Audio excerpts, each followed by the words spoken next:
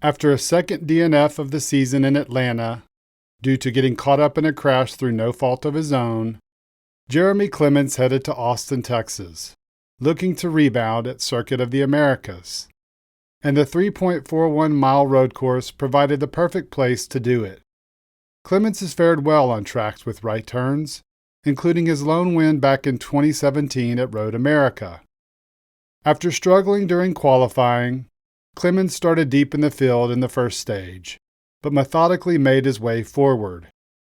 Using a different pit strategy, the team stayed out at the close of the stage and finished ninth to earn some valuable stage points.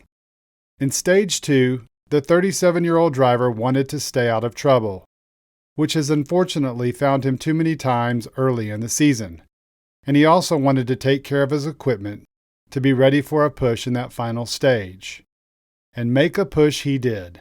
In that last stage, Clements showed speed and, more impressively, his skill as he navigated the 20-turn layout up into the top 5. Yeah, we finally made our car better and better, and had some track position finally for the first time of the race. So that was nice. And we were able to just pick guys off, one by one, and restart after restart, and then up there battling for third and fourth place. So that was good. Yeah, we just finally put ourselves in a good position, and our car was the best it was. So it appeared for the first time all season that things were falling into place for Clements. He even got an assist from NASCAR when officials called a penalty on Jeb Burton, who was running in front of him, for cutting the course, and he had to serve a penalty on pit road.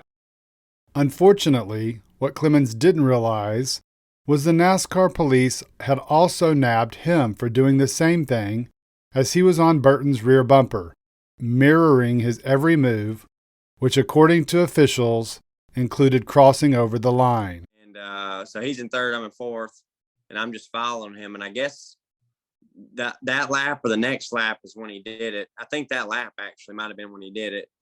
And I was just following in his tracks. And if I went over, it was barely. It was close. It didn't even help me. I think it's a bad call, really.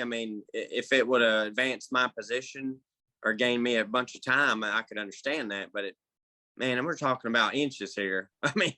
It's kind of ridiculous, but it is what it is. While understandably not happy that he got personally called for the penalty, Clements, like so many other drivers, said it was much bigger than a single infraction. He expressed his frustration with NASCAR for changing the course and the rules, waiting until the last minute to notify the teams about those changes, and what appeared to be random enforcement of the rules. I just don't even understand these rules. You got 3 turns that you can't do that in, and then others you can. So it's like, I just don't get that. It makes no sense to me.